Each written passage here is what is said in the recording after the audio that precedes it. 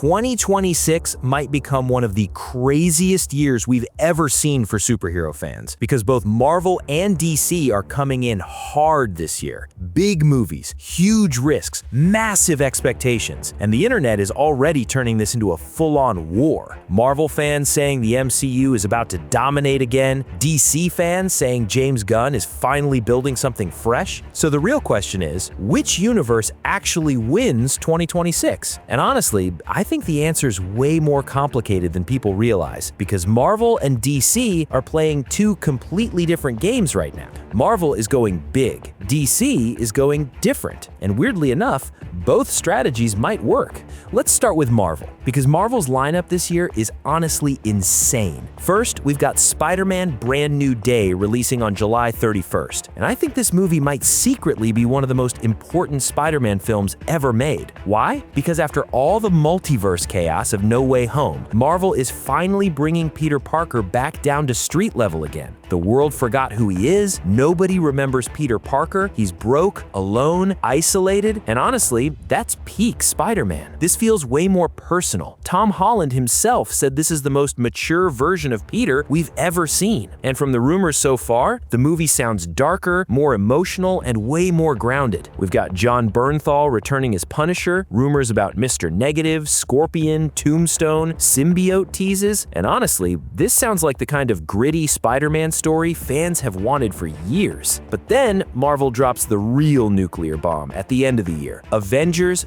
Doomsday, December 18th. And I mean, come on, Robert Downey Jr. returning to Marvel as Dr. Doom is already one of the wildest things the MCU has ever done. The Russo Brothers are back directing, the multiverse is collapsing, the X-Men rumors are everywhere. This movie isn't just another Avengers film. This feels like Marvel trying to create another Endgame level cultural event. And honestly, if Doomsday actually delivers emotionally and visually, Marvel could completely take over the conversation again. But here's the interesting part. DC isn't trying to beat Marvel by copying Marvel anymore, and I think that's smart. James Gunn's DCU feels way more experimental right now. Instead of going bigger, they're trying to go fresher. First up is Supergirl Woman of Tomorrow in June. And honestly, this movie could surprise a lot of people, because this isn't the classic cheerful Supergirl most audiences know. This version of Kara Zor-El is angry, traumatized, violent at times. She's basically traveling across space on a revenge story with Krypto and Lobo, and the tone feels way more emotional and brutal than people expect. Millie Alcock also feels like a really smart casting choice. After House of the Dragon, people already know she can play emotionally broken characters really well. And I think that's why Supergirl has potential to become a breakout hit. Not because it'll outgrow Superman, but because it could emotionally connect with audiences in a stronger way.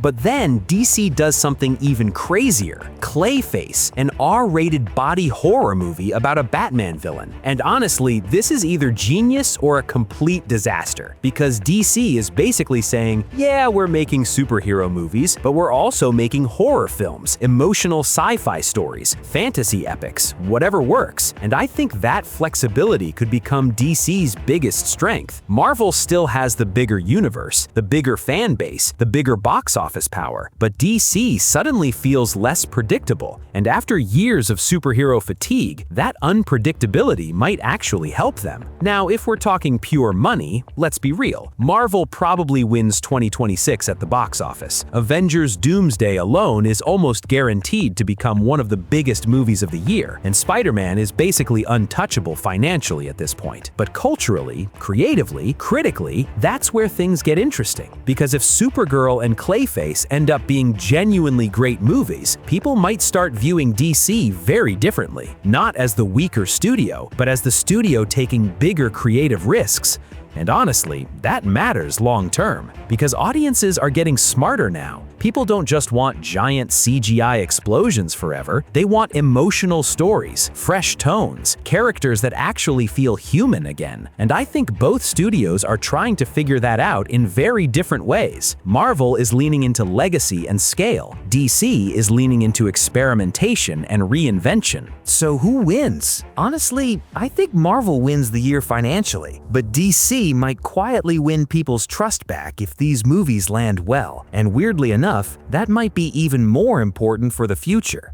Because 2026 isn't just about money anymore, it's about survival. It's about proving superhero movies still have something new to say after almost 20 years of dominance. And whichever universe figures that out first probably wins the next decade too. So what do you think, squad? Who's winning 2026? Marvel or DC? Are you more excited for Spider-Man and Avengers Doomsday or Supergirl and Clayface? Do you want bigger crossover chaos or more experimental superhero storytelling? Drop your predictions and hot takes in the comments below. The best ones might get featured in the next Mr. Fandom Lore video. Don't forget to like, subscribe, and turn on notifications. And I'll see you guys in the next video.